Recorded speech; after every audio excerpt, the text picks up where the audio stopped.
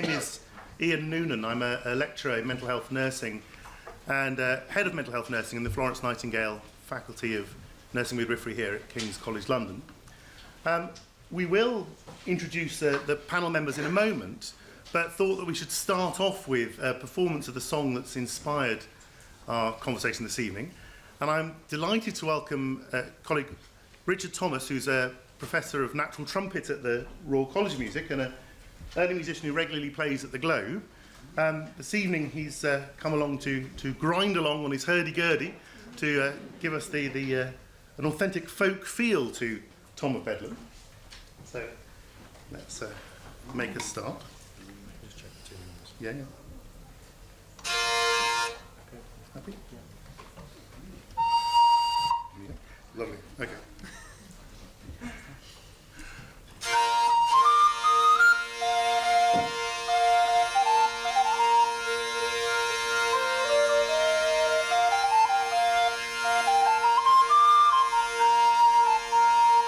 Forth from my dark and dismal cell, or from the dark abyss of hell, Mad Tom is come to view the world again, to see if he can cure his distempered brain.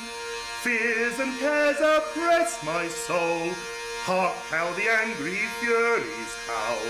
Pluto laughs and Proserpine is glad, to see poor angry Tom of Bedlam mad. Through the world I wander night and day, to find my straggling senses. In an angry mood I met old Time, with his pentateuch of tenses. When me he spies, away he flies, for Time will stay for no man. In vain with cries I rend the skies, for pity is not common. Old and comfortless I be, help devil help or else I die. Hark, I hear Apollo's team and the Tarmangins to whistle. Chaste Diana bends her bow and the bow begins to bristle.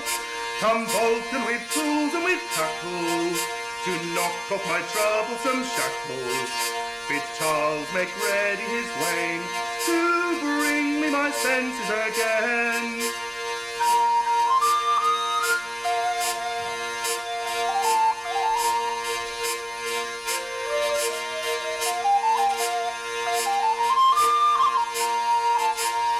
Last night I heard the dog-star bark, Mars met Venus in the dark.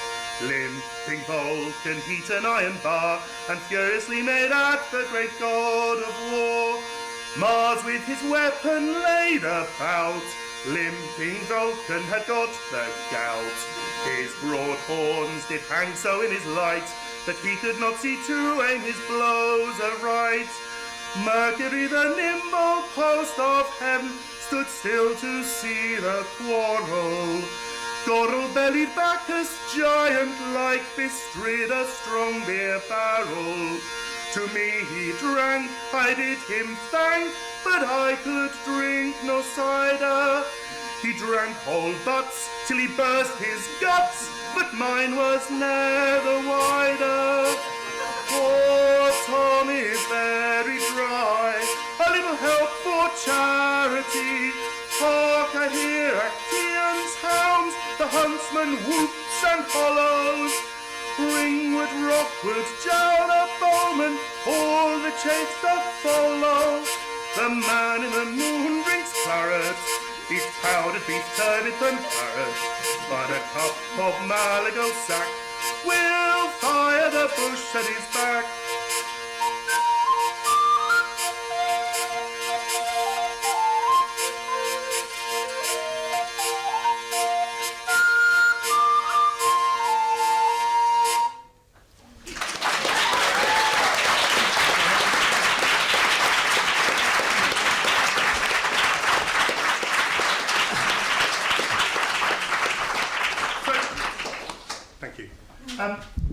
This was a song that was given to me by a woman called Valerie Emery, for whom I worked when I was an undergraduate music student here at King's many, many years ago. And I worked for her cataloguing antiquarian music. And when I told her I was going to retrain as a mental health nurse, she found this song and gave it to me as a present. And it hangs on my wall in my office usually. But today, the original is over in the window, if you want to have a look before you leave, and a copy displayed behind us. And I wanted to use this as a springboard for discussion about the character, Tom of Bedlam, and about mental illness, in particular in Lear, but in drama and in lived experience. And so we've put together a panel to do that. And just before I ask them to introduce themselves, I want to say something about language around mental health and mental illness.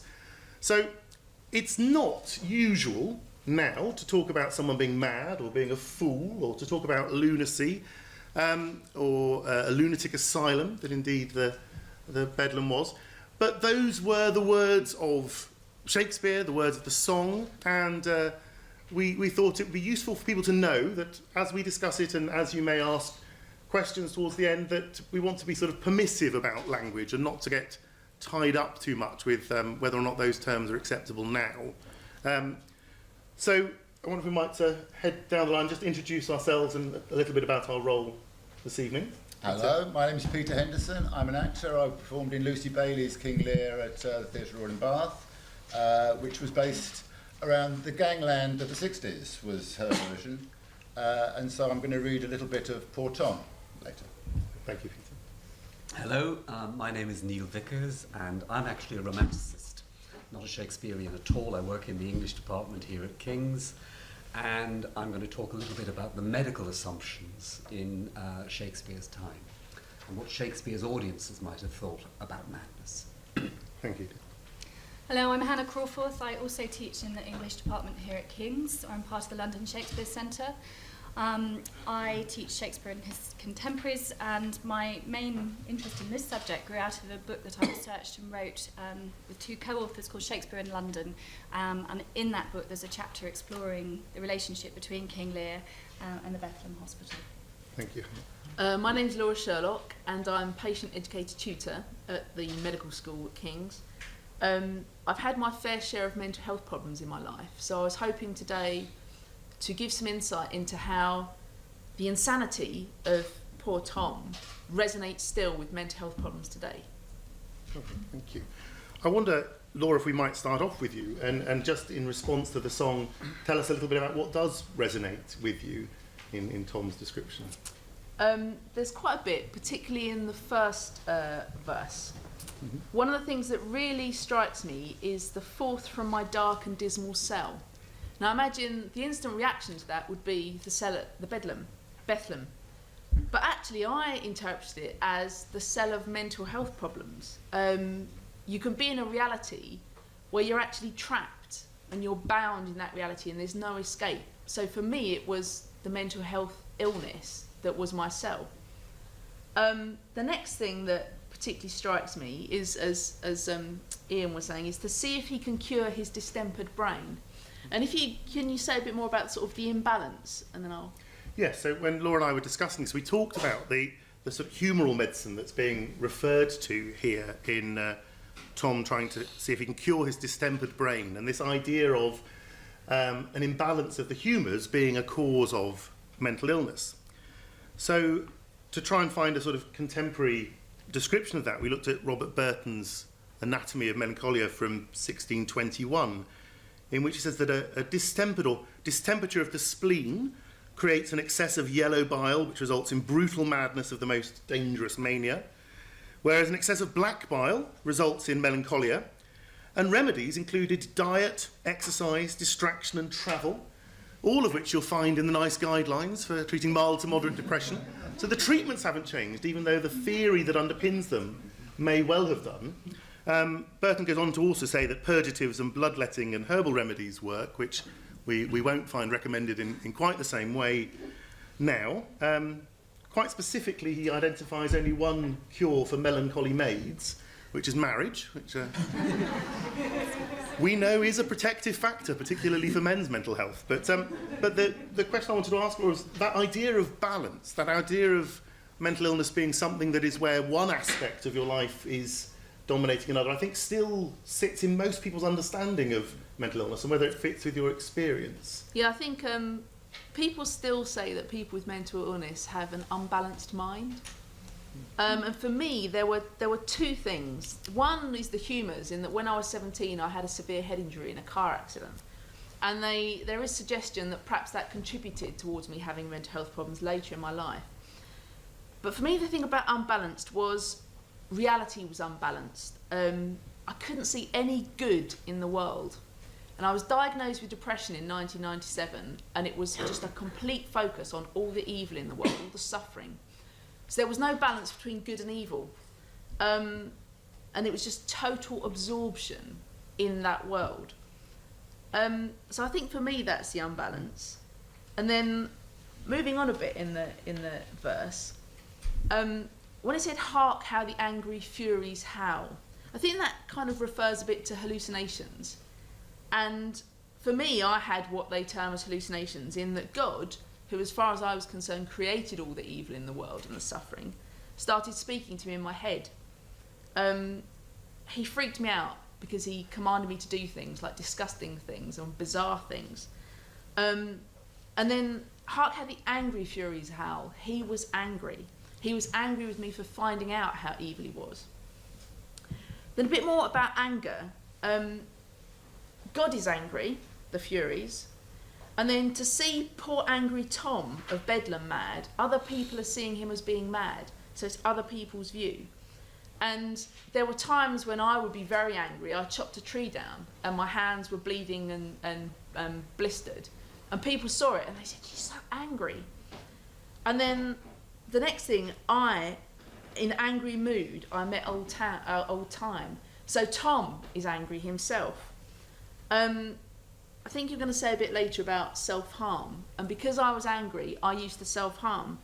And that was kind of to release bad blood, this anger inside me. Self-harm, cutting, all those sort of things helped release it. And then thinking of old time.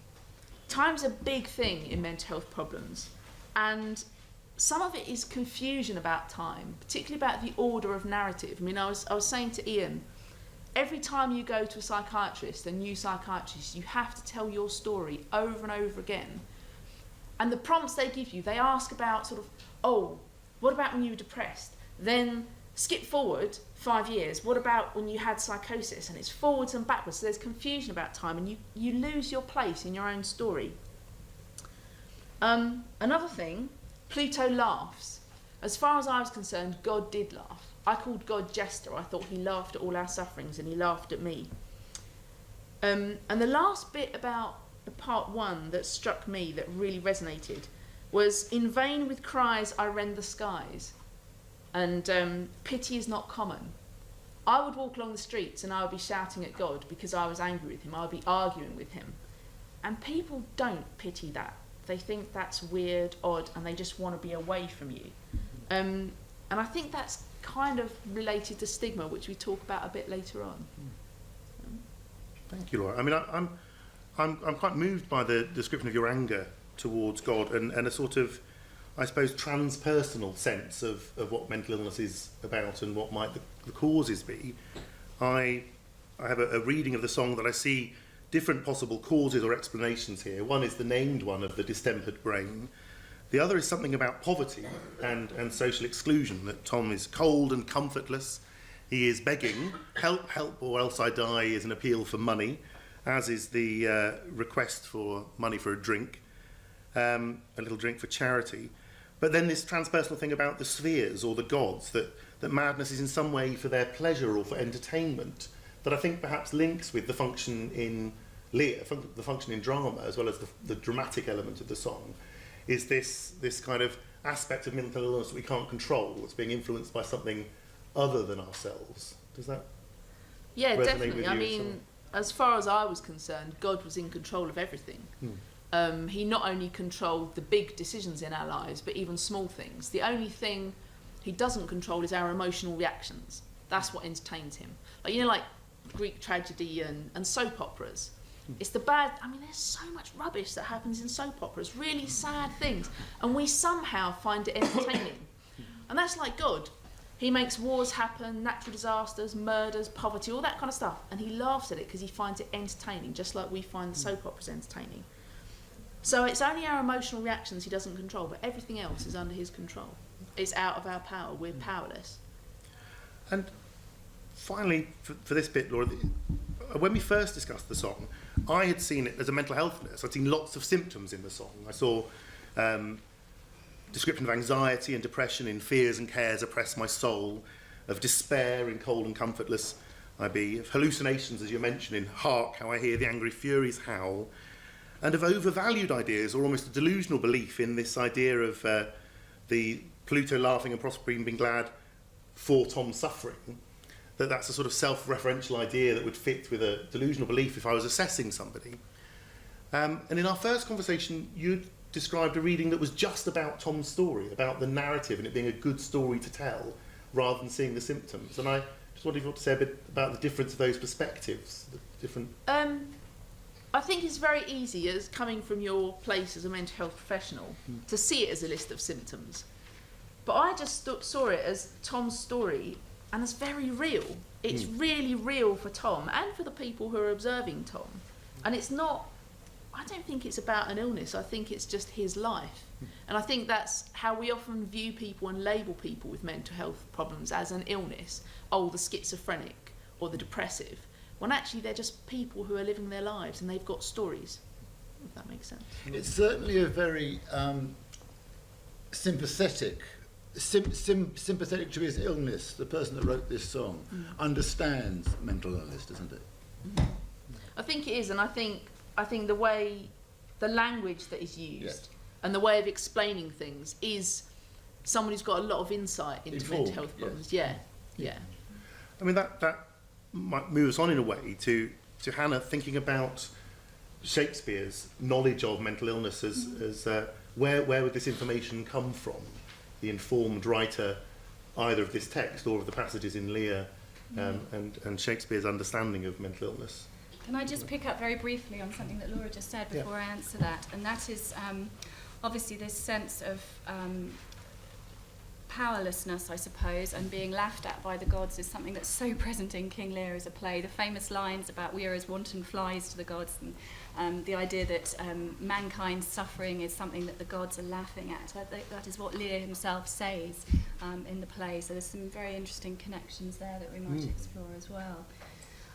In terms of Shakespeare's own encounter with mental illness and the world of mental health practices as they were in early modern England, when Shakespeare lived in London, he would have had some acquaintance with the Bethlem Hospital, which was at the time of Shakespeare's writing a relatively small and slightly chaotically run institution, I suppose, just near Bishopsgate, later replaced by a much bigger, grander building designed by Robert Hooke in the 17th century. And in Shakespeare's day, there were about 30 inhabitants of the Bethlem Hospital at any given time. There are two criteria for admission. You had to be curably insane, which I find fascinating on both counts, how you define insanity, but also how you define curably insane. They didn't admit people who they thought there was no hope for, I suppose, and whilst the treatment regimes were nothing that we would recognise today, the goal of Bethlehem was some notion of cure, much as the idea of some form of cure recurs again and again throughout the play. The second criteria to be admitted to Bethlehem was that you had to have someone who would finance your care. You mentioned the question of social class and poverty, especially. One could not be treated unless there was someone who was willing to pay the cost of your bed and board and to fund you being there. Obviously, there was no government healthcare provision then, and the Bethlem Hospital entirely relied upon donations, so either friends and family of patients or charitable donations from members of the public. And, for this reason, the hospital was open to the public. People would come and visit, would view the patients, and there's been a lot of debate about the nature of that. For many years, people saw it as a kind of voyeuristic fascination, almost a kind of entertainment, and compared going to Bethlehem to going to something like bear baiting, I suppose. Consensus have moved a little bit away from that now, and people now think that, you know, the main motivation for going to the hospital was some sense of charity, and certainly that the patrons of the hospital encouraged visitors because they were seeking charitable donations. So it's in that kind of capacity that Shakespeare may have visited Bethlehem himself. We know that one of his fellow actors, a chap called Christopher Beeston, who was in his acting company, was tried in 1602 for adultery with an inhabitant of the Bridewell Hospital, which was the neighbouring institution, the sister institution to Bethlehem. And Shakespeare, it is believed, went along to the trial, so had another kind of encounter with this world on that occasion as well. Very fascinating one. So by this period, the Bedlam was known as a hospital specifically for treating mental illness, I think. Yes. From the early 1400s, so almost 150 years into the Bethlem's history as a religious foundation and priory, it had become renowned for and specialised in, well, I hesitate to say treating mental illness because of this issue about what the treatment was, other than a place to be. In terms of how the Bethlem was known to a Shakespearean audience, how does what's in the song fit with the other historical sources that you found? So we have the dark and dismal cell, the abyss of hell, and also Tom's description of needing Vulcan to come along with tools and tackles to knock off his troublesome shackles. Does this correlate or triangulate with the other research you've looked at? It does, to an extent, certainly. Yes, I wanted to quote actually the lines that Edgar gives to describe his own physical appearance when he puts on being Tom of Bedlam. And he speaks of his face grimed with filth. He says, "I'll blanket my loins, elf all my hair in knots, and with presented nakedness outface the winds and persecutions of the sky." And there are obvious echoes, I think, between some of the aspects of the song and this kind of self-presentation that Edgar gives. The idea of squalor, I suppose, of not really being cared for, of the dirt and the filth, I think that resonates with historical accounts of what the institution was like. Again, I hesitate to call it a hospital, not in the modern sense a hospital. It maybe had more in common with a prison, I suppose, in some ways, than a hospital. And that obviously comes through in the idea of the shackles and the cell.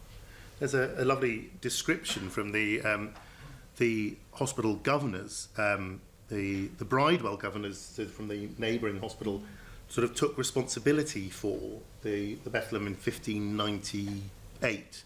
So about 40 years after it received royal foundation for the reception of lunatics in the description then. And the Bridewell governors were sort of shamed into inspecting it, I think, because of the association of being almost next door.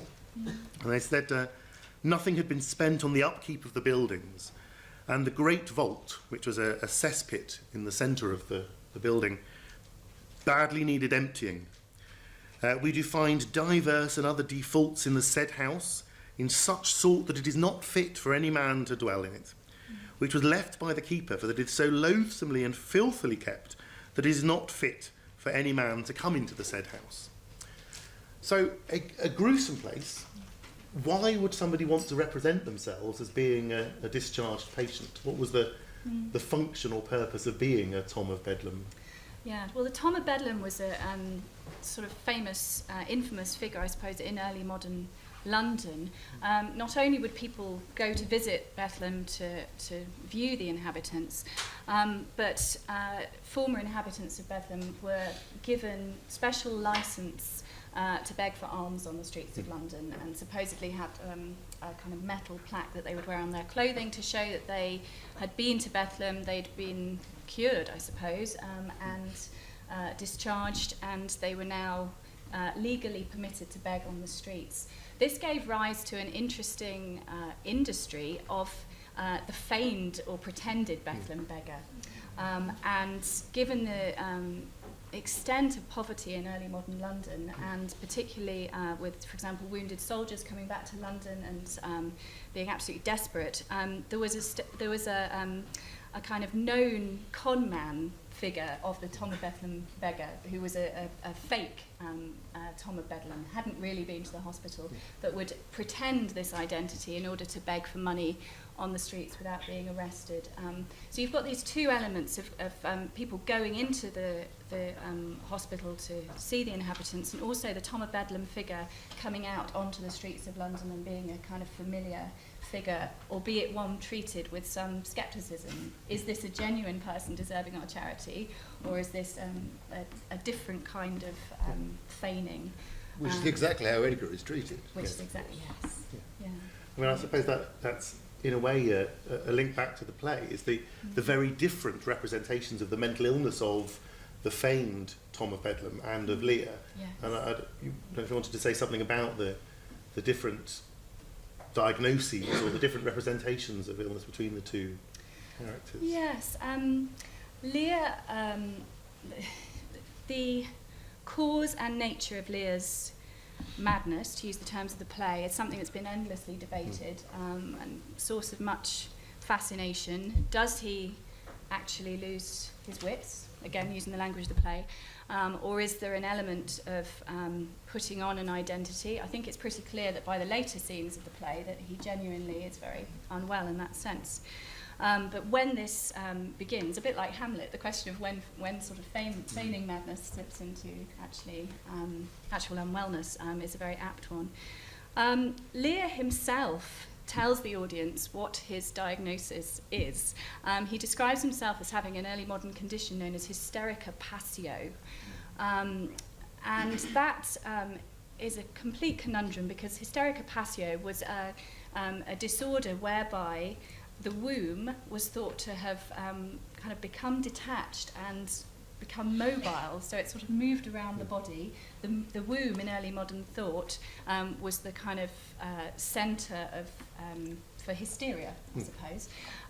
You'll notice, obviously, I'm talking about a womb. It is by definition a female condition, a woman's health issue rather than a man's. So the fact that Lear diagnoses himself as having that condition is very interesting. On the one hand, he's speaking in the kind of medical parlance of his day, recognisably so, and the other, he's using the language to describe a condition that he cannot possibly have. So is this a measure of just how mentally ill he is, or is he trying to say something interesting about the nature of illness by claiming that condition?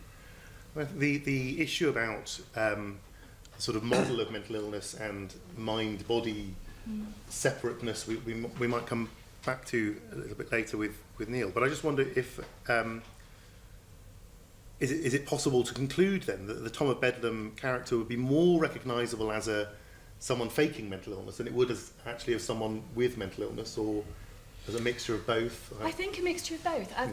As the case is very complex with Lear, so it is with the Tom of Bedlam figure. The other description of his condition that I wanted to just read was that he describes scratching himself in order to resemble a Bedlam beggar, and he says that Bedlam beggars with roaring voices strike in their numbed and mortified bare arms pins, wooden pricks, nails and sprigs of rosemary. And when I was talking to Laura beforehand, she immediately said in response to this is a description of self-harm. And it's something we might talk about further perhaps. But the sense that Tom of Bedlam is kind of taking on this identity to that extent, I think raises all kinds of interesting questions about how we perceive what he's doing. Is it still a performance, I suppose? I don't know if you wanted to say anything about that. I think self-harm is a very complicated thing because it's a coping mechanism. And so it could be coping with the situation of being a Bedlam beggar, or it could be something that sort of to pretend, so to speak, to be one. But I think it's just a behaviour rather than an illness. So it's kind of something that people might do to either cope with the situation or to just display the situation. You can see does that make sense? But it gives them a release, doesn't it? It gives Yeah. a release. It's a coping thing. Yeah. Almost like a cure. Yeah. They feel better afterwards, don't they? Yeah, that's why you're told not to stop someone Yeah. self-harming, because it might be what the people who self-harm don't normally want to kill themselves. No. It's not to end themselves. It's to keep on going. Well, Yeah, that's right, isn't it, Ian? You're told not to stop people from self-harming because it might be the only reason they're still surviving. Yes, so perhaps another evening's conversation specifically around self-harm. But I would agree that it must have a positive function, Yes. or no one would do it twice. So if we can find out what that positive function is for somebody, that's a more useful thing to focus on than the injury they're doing to themselves. But I think it does have a dramatic device. Mental illness is very hard to see. So of course, having cuts on your forearms is a physical manifestation of illness that other people would recognise. And I know, Peter, you talked about the physical manner in which the Edgar in your production Yes. represented mental illness being in a way that actually might represent more closely the dystonic movements of someone on medication that causes abnormal movements. Yes. And we need, as an audience, a visual way to see That's mental right. illness, and it might have that. That's function. quite right, because most people that have got mental illness, you would never know, because they just sit there and they are mentally ill, and they don't really perform in any way for you, you know.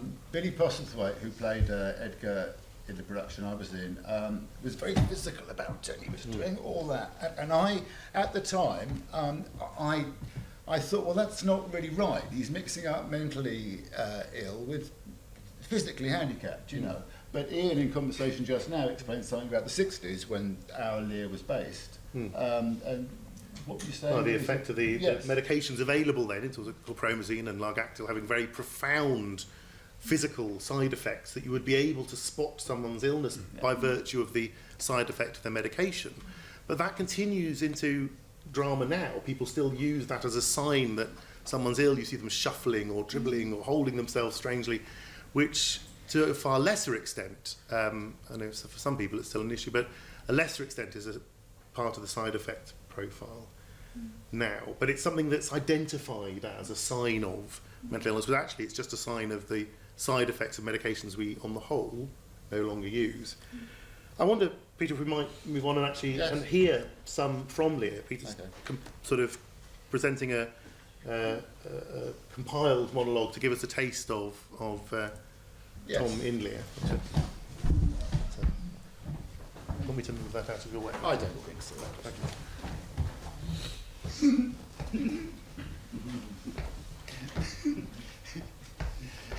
Pillicock sat on Pillicock's hill.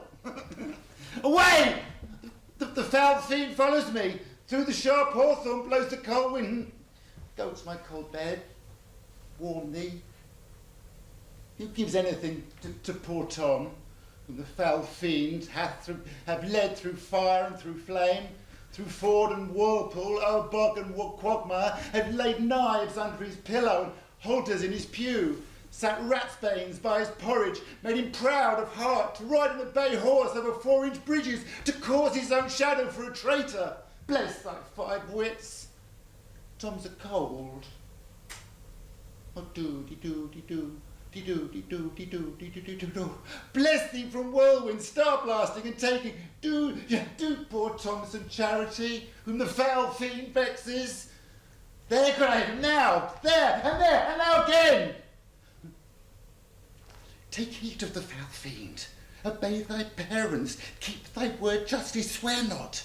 Commit not with the man's sworn spouse. Set thy sweet heart on proud array. Tom's cold. Tom's cold. A serving man, proud in heart and mind, that curled my hair, wore gloves in my cap, served the lust of my mistress's heart, and did the act of darkness with her, swore as many oaths as I spake, and broke them in the sweet face of heaven, one that slept in the contriving of lust, and waked to do it. Wine loved I deeply, dice dearly, and in woman out-paramored the Turk, false of heart, light of ear, bloody of hand, hog in sloth, fox in stealth, wolf in greediness, dog in madness, lion in prey, Let not the creaking of shoes, nor the rustling of silks betray the poor heart to woman.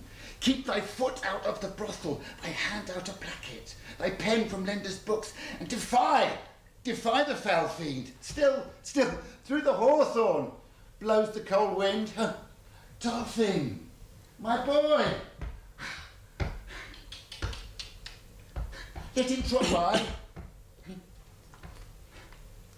Poor Tom, that eats the swimming frog, the toad, the tadpole, the wall newt and the water, and the fury of his heart when the foul fiend rages, eats cow dung to salads, swallows the old rat and the dirt dog, drinks the green mantle of the standing pool, who is whipped from tithing to tithing, and stock punished and imprisoned, who had 3 suits to his back, 6 shirts to his body, horse to ride, and weapons to wear, but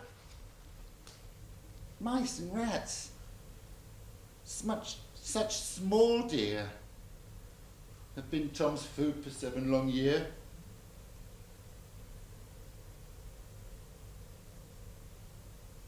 Frateretta calls me and tells me Nero is an angler in the lake of darkness. Pray innocent, and beware the foul fiend. Look where he stands, look, and glares! You want this at trial, madam? Tom will throw his head back at them. Be thy mouth or black and white, tooth that poisons if it bites. Mastiff, greyhound, mongrel grim, hound or spaniel, branch or grim, bobtail, tyke or trundle tail, Tom will make them weep and wail, for in the throwing of thy head dogs leave their hat, and all are fled. Tom's a cold.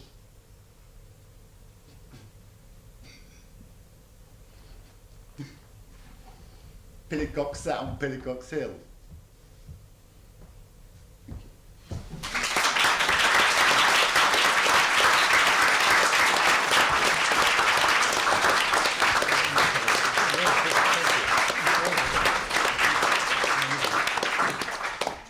Pillicock, by the way, is slang for penis, and Pillicock's Hill is vagina.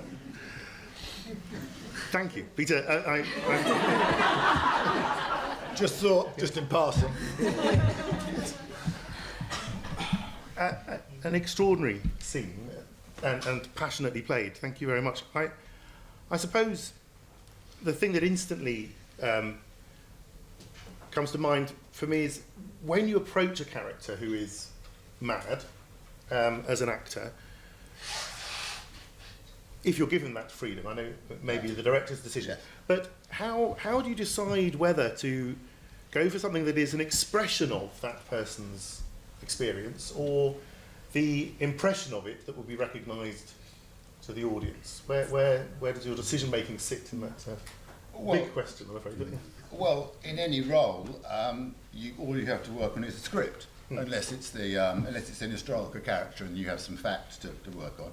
And so you read the script and you interrogate each word, each line, so you know exactly what you're feeling and thinking all the way through the play.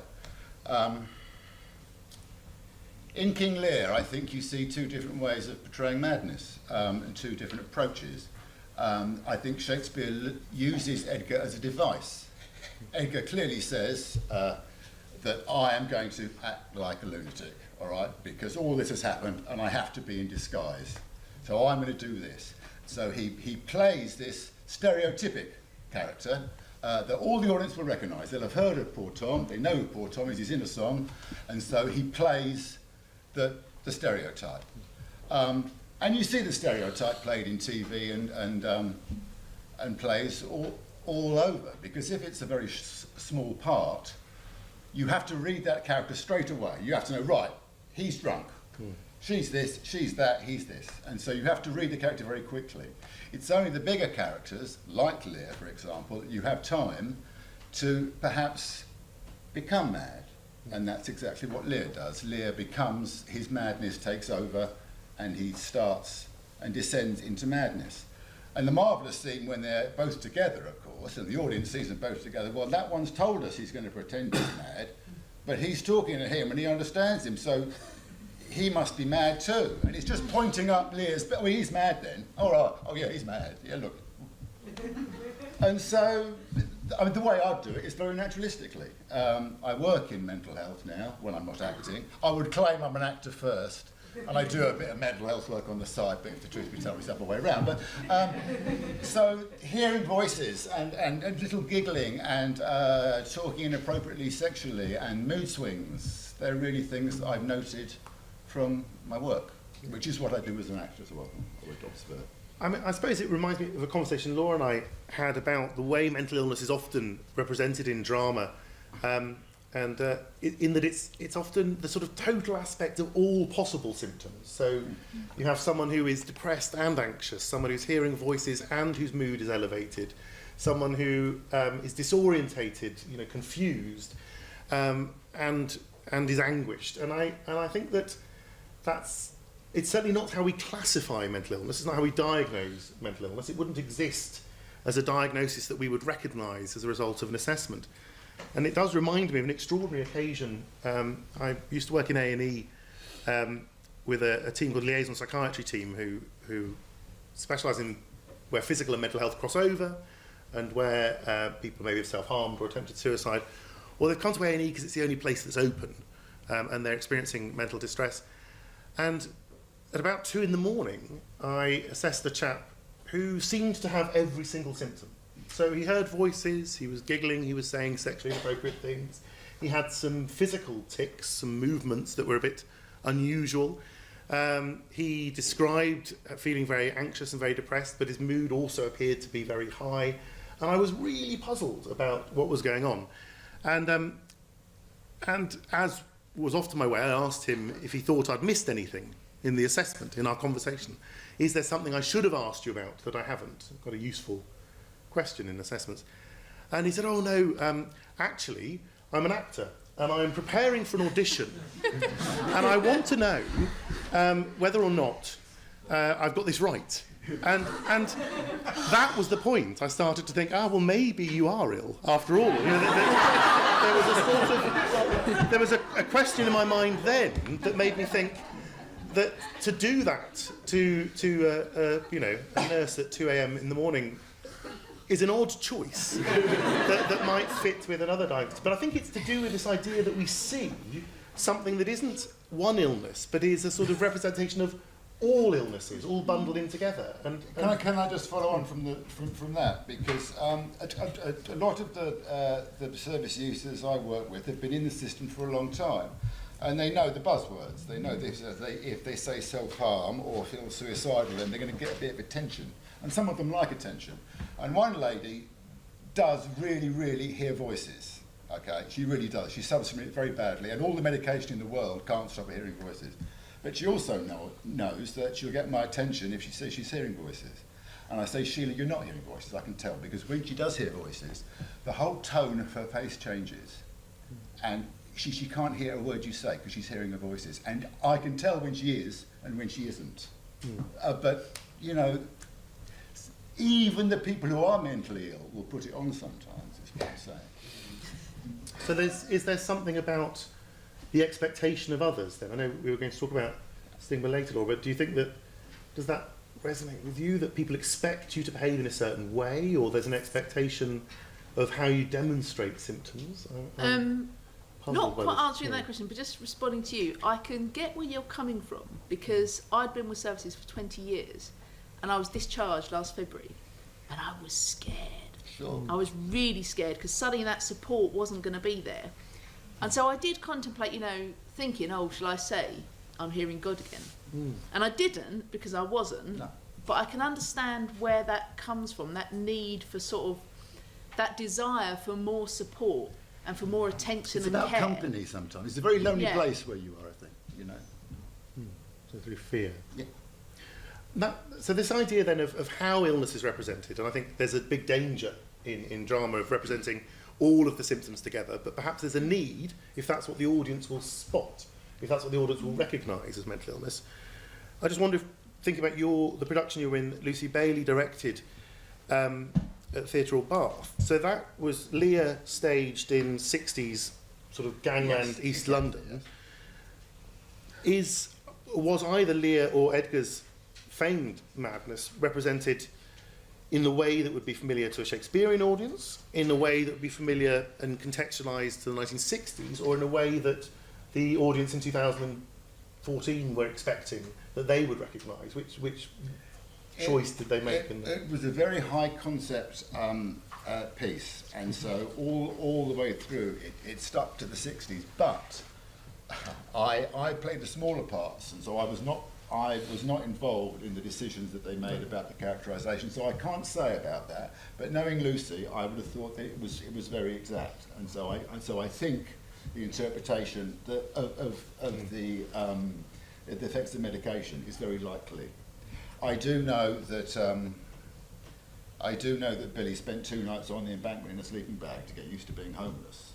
Because when Lear goes on the heath, I suppose he could have gone to Hampstead Heath, but we had it as it was an industrial landscape with dossers rolled up, and so when you think of a homeless person on the streets, we do ignore them, and we don't see them, and we don't, in the same way that we don't see mental illness, we look the other way sometimes, you know. And so him being lost like that. And he actually says somewhere, doesn't he, that I'm not Edgar in that first speech. He says, I'm not even Edgar, or something. Edgar, I'm nothing else. Yes, that's right. Yeah. I am nothing. I'm nothing. It's interesting that a huge proportion of homeless people in this country have mental health problems. Yes. And that brings us back to the bit in the song about the no pity that you picked up on so beautifully. Or the function of the sort of licensed begging that you might get the pity from. And of course the great irony with Lear, that this is in some senses an experience that brings him to pity and to compassion for fellow man in a way that he never had before, and that's the point of this section.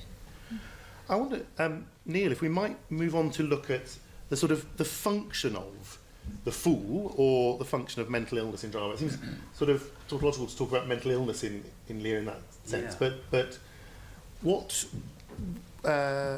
what is the why choose the dramatic device of having someone with a mental illness? What does that add to a play? What does that add to a drama? Well, I think mental illness really matters in tragedy. Yes. And so, you get it in Hamlet, you're going to get it in Macbeth, and you get it in Lear. But I'd like to add a little bit to what's been said about the difference between Edgar and Lear's madness. A very important aspect of Edgar's feigned madness is demonic possession. And I think I'm right in saying that every instance of demonic possession in Shakespeare is shown to be bogus. Now, that doesn't mean, of course, that an audience seeing the play in 1605 or 1610 or whenever would have thought, well, demonic possession, he's definitely trying it on. Not at all. But Shakespeare is careful, I think, I'm reinforcing the point that Peter was making, that the two distinct strands of madness really are highly differentiated from one another. There's a speech where Gloucester, having lost his eyes, says very ruefully, the king is mad. How stiff is my vile sense that I stand up and have ingenious feeling of my huge sorrows. Better I were distract, so should my thoughts be severed from my griefs, and woes by wrong imaginations lose the knowledge of themselves. The implication is that Lear can actually forget his woes through madness. It's very odd. Now, there's another thing I wanted to say, which was,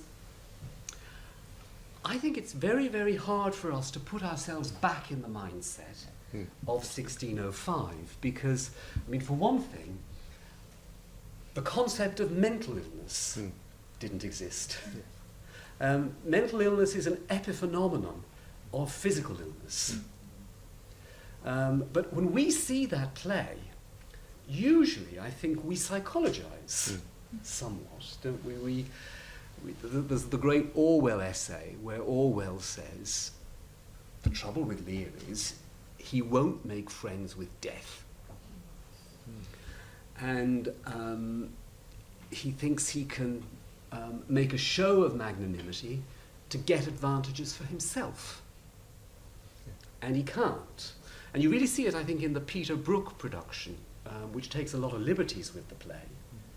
But in that version, of course, the problem, it's almost like a developmental imperative that kids have to have in order to grow up, you know, and it's the old must accept that they are out of the game as far as love is concerned. It's intolerably cruel. I mean, I think this is, you know, but a lot of people really resist Lear. There is this underside of cruelty in it. I mean, and it's not just the gouging out of the eyes and the horrible scenes. And I'm not sure that would have made sense at all in 1605. But going back then, Ian, to your question about the fool, see, the fool, I think, is there as a kind of half-mad clown, but he's only half-mad. Yes. And he tells Lear, you must throw off your pride. You've thrown off everything else. And the manner in which the fool speaks to Lear, it seems to me, is always an attempt to shame him. And tells him, you wouldn't like to be me. You wouldn't like, I give anything not to be a fool. I can't remember the lines.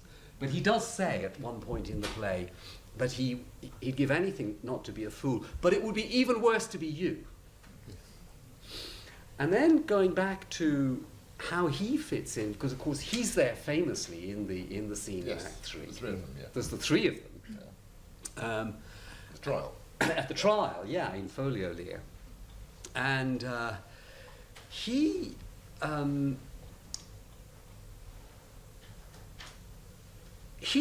tries to get Lear to throw off his pomp, but famously, of course, it's seeing Edgar that makes Lear properly bonkers.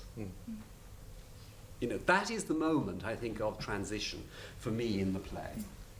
It is actually so. However bogus Edgar's madness is, it's sufficiently real to tip Lear over into it.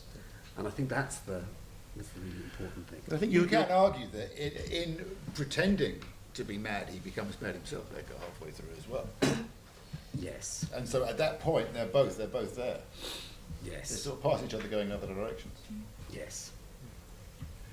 I wonder, Neil, I'm struck by the point you made about, you know, it's impossible to know what the audience would have or wouldn't have recognised. And that when we look at the sort of history of models of mental illness as described in medical literature, that we see in songs and in plays a sort of, you know, 50-plus year time lag behind in terms of an understanding of what the causes might be. That, you know, we might think, if we look at literature of the early 17th century, that we're moving towards a more Enlightenment model, we're moving towards a mind-body dualism that isn't represented in the drama, that there is this physical illness, whether it's hysteria or melancholy, that sort of follows on, that trails behind in the public understanding of mental illness. And I wonder how that sort of shifts in the next century, whether the device of mental illness in drama moves on as there is this changing ideas about the intersection of body and mind. Well, you see, I think the real change comes about in the late 18th century. It's terribly slow. I mean, we think, I certainly think in psychological terms about mental troubles of all kinds. And we shouldn't forget that a purely biological model is what has dominated, really from classical Greece until the early 19th century. When you do see it move,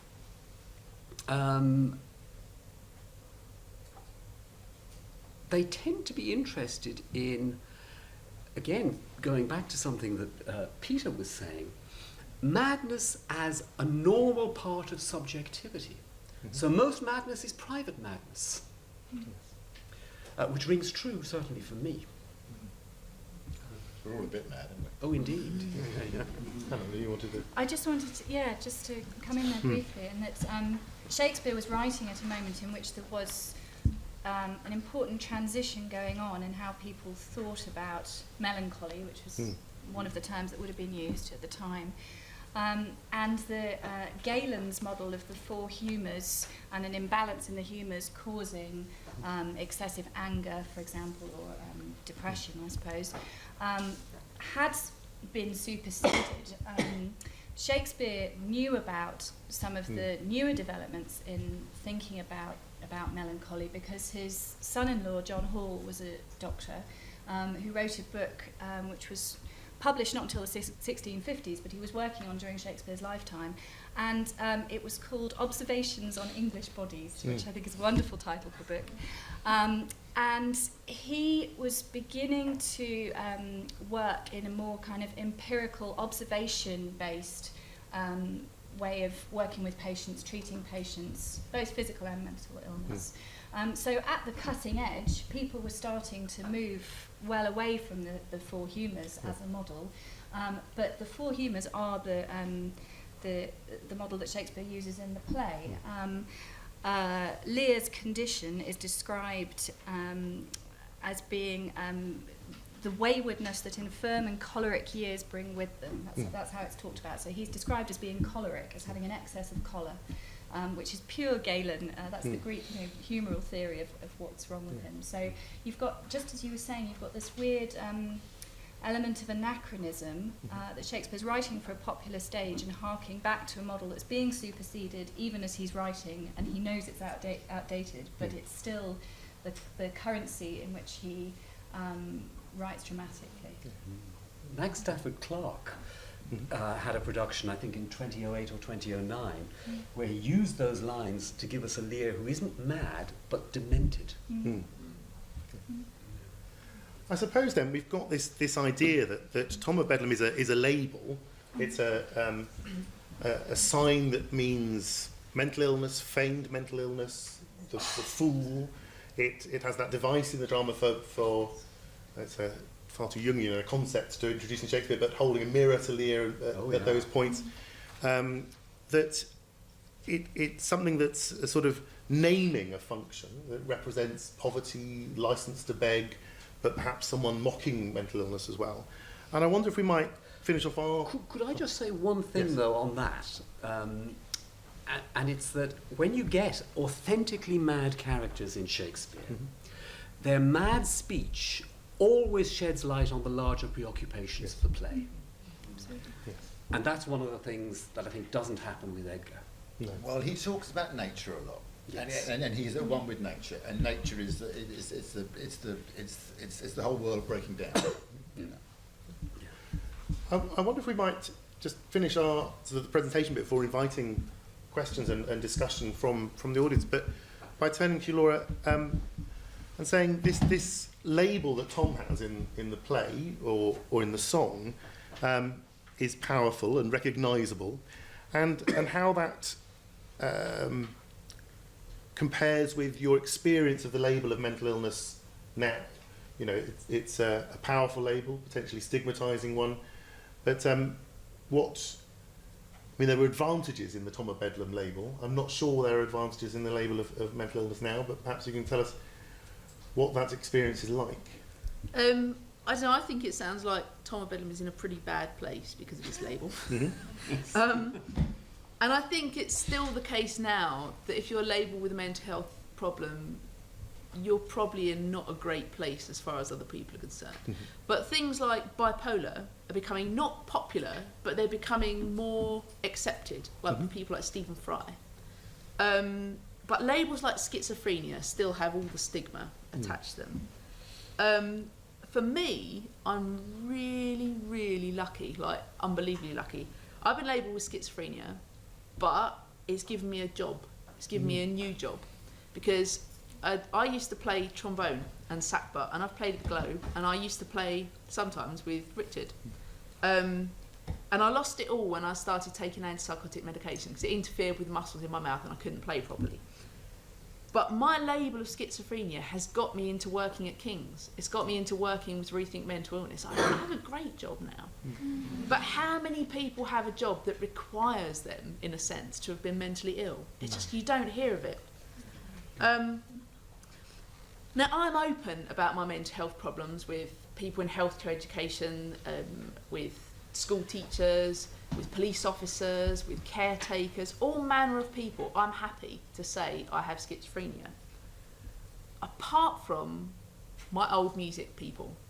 I've lost contact with nearly all of them. And my self-stigma, the fact that I'm scared that if I did tell them or got in contact again, they'd judge me. And that they'd say, oh, well, she was always weird. We knew because I was a bit. But you know, that could be me being really unfair to them. My own judgments of myself could be being sort of transferred onto them in my mind. But that is the negative aspect of stigma that I still think happens a lot. Is one of the prime things is self-stigma. People having all the entrapments of popular culture and history and the old opinions of psychiatry. And people still carry that with them and put it on themselves. So. Thank you. But I'm now happy, healthy. I've got a boyfriend that I've had for 4.5 years. I work, you know, I'm in a really cool place. And I sometimes think, would Tom of Bedlam ever have got there to that position? Thank you. But it's interesting about stigma because I think things are better these days. But we've been dealing with a lot of, culturally it's difficult. Okay, we have a couple of Somali ladies and their religion doesn't really accept mental illness as mental illness. They believe it's a spiritual illness. And they say that, but it's just that, no, I can't say I'm mentally ill. I'll stop taking medication. I'm not mentally ill. I'm not. Because they won't get a husband, they won't get this, you know. And it's that denial that makes them relapse because they just, I'm not taking it because I'm not ill. I'm not ill. Even though they're arrested for doing this and doing that, they just deny it because it's a spiritual illness and their culture really doesn't accept mental illness existing. It's interesting you say that because I had a Nigerian mental health nurse and she said in Nigeria I wouldn't be called mentally ill. I would be. They'd say I had a curse by someone who didn't like. Yeah, that's right. But it's also interesting that society judges in the West people as being mentally ill. But I personally don't, like deep down, don't believe I have been mentally ill. I think that really is how the world is evil, that God is evil and that he spoke to me. And I get on with life now, I put it in the background, but I still believe it. So I don't really believe I've been mentally ill. And yet, I get on. I do, you know, I've got this fantastic life. So I think it can be a judgment. Yeah, you do get people who like don't take their medication and it does make them unwell again. But it's not necessarily a fact that if you deny you've got a mental health problem, it makes you mentally ill again or worse. That doesn't rule out that it might be another thing. Absolutely, thank you. I wonder if it would be a good time to open up to the audience for some questions and comments. We've got some folks with roving microphones, not so necessarily you can be heard, but just so we can make sure it's recorded, we capture the question. So, do you happy to? Thank you. First of all, thank you so much for that panel. What a fantastic range of expertise. It was really wonderful. Thank you.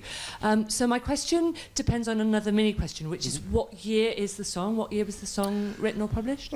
17. Okay. The song is slightly later, but it's based on a text that's much earlier. So let me just find my notes to remind me. So here we go. So this is what I sent out to one. So the text and song are documented in several 16th century sources and early 17th century sources. The earliest version of this exact text I can find is in the Pastorals and Other Works of William Bass, 1602 to 1653. But it doesn't differ much for other versions. They're very small changes. So the earliest ones we've got are 16th century. This actual score is the same one catalogued as 1705 in the British Library. The watermark is 1690 something, but it's quite usual to use earlier paper to print on. So Thank you. That's really helpful. Because it just strikes me how visceral and material Edgar's poor Tom is. He's talking about the physical life of the Tom of Bedlam, whereas this is sort of this rather elegant mix of drinking gags on the one hand and classical references on the other. So I suppose my question is this just because this is a song and it's a different performance mode to a play? But I suppose my real question is around this pretend Tom of Bedlam, the bogus Tom of Bedlam, and how common a phenomenon that really was, or is it really quite a small phenomenon but a huge social anxiety? And so I'm wondering, is by the time this version, the song version, this rather elegant version of the Tom of Bedlam is written, has it ceased to be a social anxiety? Because the bogus Tom of Bedlam, it makes me think of bogus asylum seekers now. I can't pretend that there might not be one or two, but I think the social anxiety around it is much, much bigger than the reality. Or is it a way that people excuse their own lack of empathy? Yes, and charity? exactly. Yeah, I think that's a brilliant question and a very good point. The figure of the fake Tom of Bedlam certainly was popular and well known, and I know this because Thomas Harmon's Caveat for Cursitus in 1567 includes the fake Bedlam beggar as one of its caricatures of kind of London street life. So it's certainly from the 1560s, it's there in print as a figure, this notion of fraud attaching to Tom of Bedlam. How widespread the actual phenomenon of faking being a Tom of Bedlam was, I think, is a very valid point. I have no answer to that. There was a lot of poverty. I mean, I think there were a lot of beggars. I haven't got a clue, but I mean, I would have thought it's quite widespread. I wasn't there. I think in terms of the function of the song, there were representation of mad characters in masques that predate this, and it grew into this kind of mad scene or mad aria in Purcell's music and later in Baroque opera. So there is this sort of, I think this is a point of translation in a way from what would have been a folk song and certainly was documented as song in earlier texts into what is more like an art song. I don't know if Richard would agree. It's kind of on the cusp. It's using possibly a mask tune, we're not exactly sure. There's the documentation of it, but not any other evidence of it being documented. But it would have been certainly sung for a century before it was written down. So I think it's in its writing down, it becomes perhaps slightly something more like an art song than a folk song, but the text hasn't changed. So I think and just one point about this song that struck me is the dark humour that you get from the rhyme, particularly the claret and carrot. I can't see it now. And Shakespeare, whenever he uses rhyme, there's that element of humour or self-reflection, or because obviously most of his verse is blank verse, unrhymed verse. When a character starts speaking rhyme, it's always significant. And sections of Edgar's speech obviously is rhymed. The fool in there obviously speaks in rhyme quite a bit of the time. And there's, I think, an interesting connection there between this shifting of poetic register and kind of imitating the song-like rhymes of this kind of ballad, which would have been popular at the time. Can I just add on that? I mean, something that's very contemporary. We've talked about stigma, but we know, I mean, Robin Murray's group at the Institute of Psychiatry has done so much work on social exclusion as a cause of schizophrenia. Yes. And if homelessness would be... Chat with a question here. Thank you. Thank you very much for your talk. Listening to Laura in particular, and looking at at Lear and the text we have there, suggests to me that she mentioned God.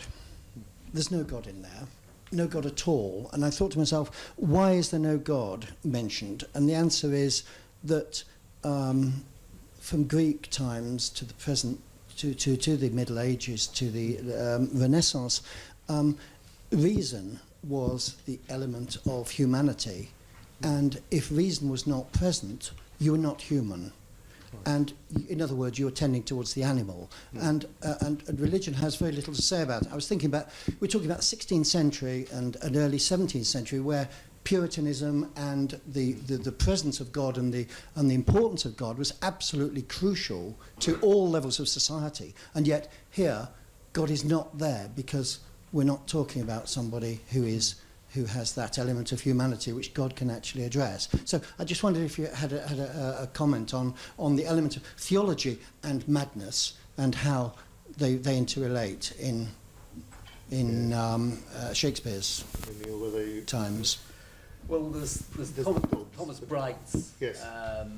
treatise on melancholy, which we know Shakespeare consulted when he was writing Hamlet. There are chunks of it quoted. Does talk about the importance of the heavy hand of God, and of course he paves the way for Richard Burton. Yes. Robert Burton, Yes. sorry, Yes. wrong Burton.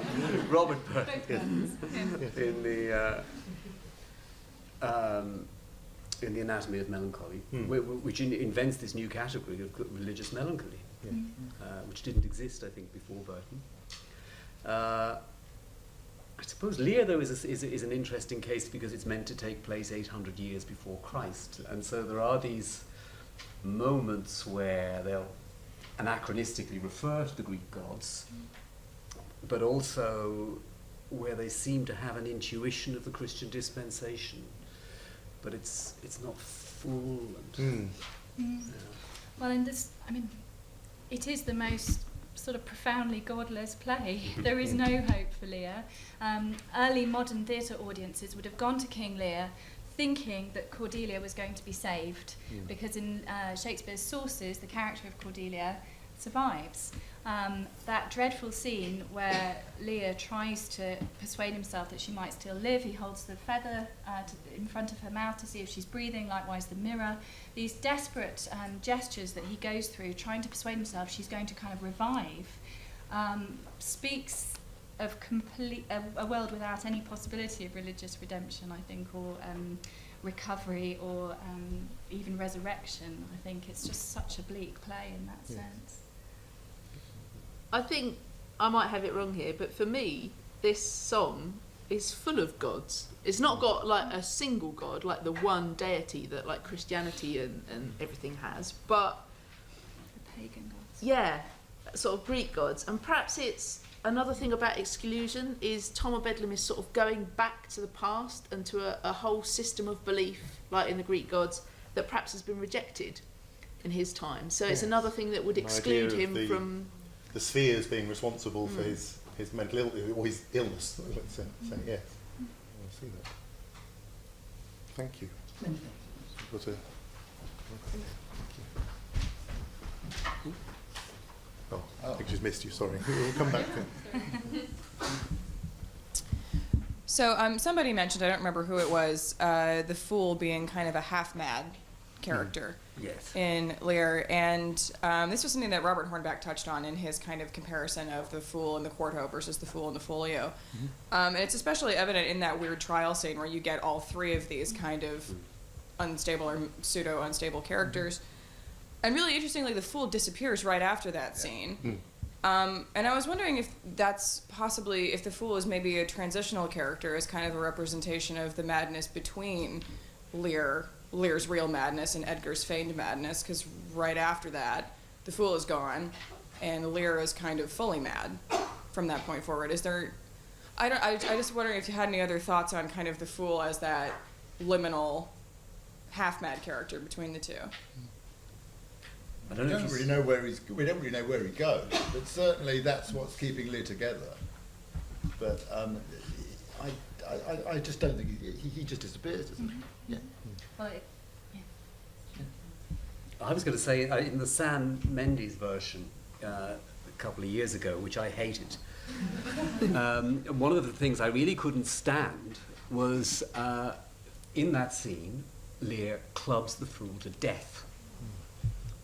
So you don't have a sense of the ongoingness of the fool. And he does it randomly. He doesn't even notice that he's doing it. No, I think I'll just kill you. And he kills him. And I think even when he's off stage, we are still thinking about the fool. And when we get the line about Cordelia and my poor fool hanged, that's making us think about him, making us worry about him. I think he's still there as a constant source of anxiety, and Menzies was wrong to eliminate him in that way. We have another question here in the second row. Thank you. Yes, I was just interested in your side comment about demonic possession being bogus. I wasn't quite sure how that fitted in. I just remember parents whose children they presumed had possession. They would try everything to try and cure it. They obviously believed it was true. They'd get, if the Protestants' prayer meetings didn't work, they'd get Catholics in, Catholic priests, Jesuit priests, and it became so politicized. So could you expand a little? I wasn't quite sure how in Shakespeare's plays. I just meant for Shakespeare, when there are a few instances of demonic possession. So Feste at the end of Twelfth Night pretends, to be speaking in a possessed state. So there's a slight difference between what Shakespeare wanted to show and what his audience might well believe. Is he trying to counter? Is it he's making his statement that way? Well, the audience in both plays would have been aware that the characters were feigning. He doesn't give us demonic possession on its own terms. That's all I meant. Sorry for the confusion. So, we'll just take one final question if we have for the chap at the back.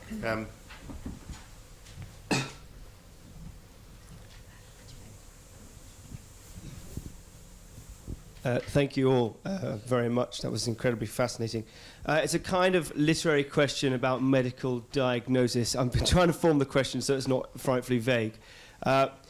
You touched on Macbeth very briefly. Now, supernatural elements aside, can we diagnose a character like Macbeth with a mental illness? And also, the other characters that, like Ophelia, is it the trauma that causes it? Has she got a propensity for mental illness before that? And even the jailer's daughter in Two Noble Kinsmen, who's always neglected, and Jaques and bipolar, and just a touch perhaps briefly on other roles that have mental illness that feature in their story. It's not really a question, it's just a thought. Sort of fascinating endeavour that certainly lots of my students on the nursing and the arts module often try to do, is this retrospective diagnosis. And of course the problem with it in a way is that we're applying quite restricted models and classifications of mental disorder, be them from the American Diagnostic and Statistical Manual or the European International Classification of Diseases, out of context, out of time, to a character. And I think it's possible, but I'm not sure that it's desirable as a pursuit in a way, because I think it's about, for me, it's trying to understand what the illness represents within its context rather than a retrospective diagnosis, although it's a very tempting thing to do because it's one way of understanding human experience that's dominating us now. You talked earlier about psychologizing, yes. Neil, and I think it's part of that process to want to apply a 21st century psychiatric model onto something that actually maybe transcends those discrete classification of whether or not someone has bipolar affective disorder, whether or not someone has schizophrenia, as opposed to whether somebody has found a way of putting aside the fact that they still believe and hear God's voice, but now have found a way of managing its distress. I mean, I think it's an argument between discrete and continuous classification from a mental health nursing point of view, but I think from a dramatic or a medical humanities point of view, I don't know if you want to add. Well, I was just going to add, I mean, the counters for retrospective diagnosis in Shakespeare, we're looking at very, very few variables. And the variables are really the humours or the passions of the soul. And the passions of the soul sounds eminently psychological, except that when you work yourself up into a pitch, you degrade your humours. and then the humours do their work. So you can apply the kinds of proto-psychiatric diagnostic criteria of the late 16th century, but I don't think it'll get you very far, partly because the nosography of that time doesn't distinguish very thoroughly between melancholy, frank psychosis, what we would call, I mean, obviously they don't use that phrase, but, you know, they don't distinguish very much between those because they're all interrelated and for that reason apt to shade into one another. Yes, which may be more like people's experience. Which may be more like experience. And would you say, Ian, that that's kind of this thing, like the divide between mental and physical, is what we're trying to get back to that sort of 16th century, and that one of the things I teach, well, help teach, with medical students and nursing students is the wholeness of a person. We've got to get back to that mental and physical are completely interlinked. And it's interesting that, just a statistic, people with severe mental health problems on average die 20 years younger than other people, and it's due to physical things that could be overlooked by diagnostics, or it could be late. But we try and get back to this wholeness, and it's just struck me from the discussions today that that wholeness was more what was around in Shakespeare's time, and we are going back to it, trying to get students to think like that. So we're drawing to a close. We want to end with a reprise of the song, just to see whether or not our discussions, our thoughts have changed anything in the way you hear it. Before we do that, I just want to thank you very much for coming and to invite you to join us for some refreshments in Chapters, which is just straight along this corridor afterwards, and to thank the panel very much and Richard for coming to play. And we will just have a brief reprise of Tom of Bedlam to finish off.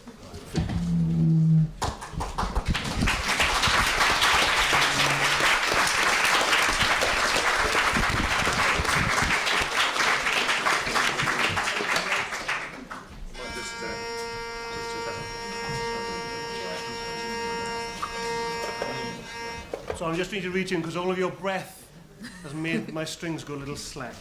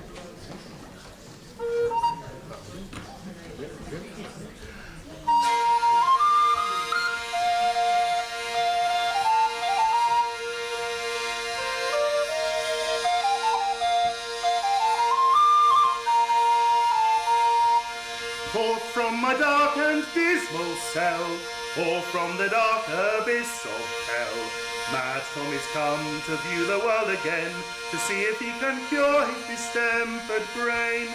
Fears and cares oppress my soul, hark how the angry furies howl. Pluto laughs and Proserpine is glad, to see poor angry Tom of Bedlam mad. Through the world I wander night and day, to find my straggling senses. In an angry mood I met old Time, with his Pentateuch of tenses. When me he spies, away he flies, for Time will stay for no man. In vain with cries I rend the skies, for pity is not common. Hold and comfort lest I be, help, help, oh help, or else I die. Hark, I hear a chorus team, and the carman begins to whistle. Chased Diana bends her bow, and the bow begins to bristle. Come Vulcan with tools and with tackles, to knock off my troublesome shackles. Big Charles make ready his wain, senses again.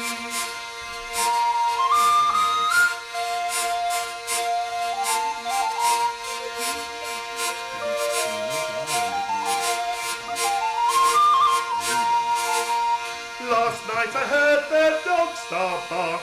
Mars met Venus in the dark. Limping bolt and heat an iron bar, and furiously made at the great god of war. Mars with his weapon laid about. Limping Vulcan had got the gout. His broad horns did hang so in his light, that he could not see to aim his blows aright. Mercury, the nimble post of heaven, stood still to see the quarrel. Goddle-bellied Bacchus, giant-like, bestrid a strong beer barrel. To me he drank, I did him thank, but I could drink no cider.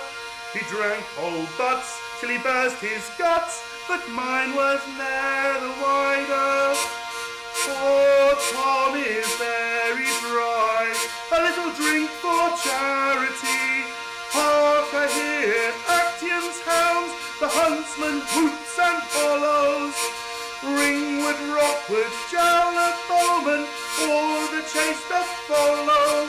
The man in the moon drinks claret, eats powdered beef, turnip and carrot, but a cup of Malago sack will fire the bush at his back.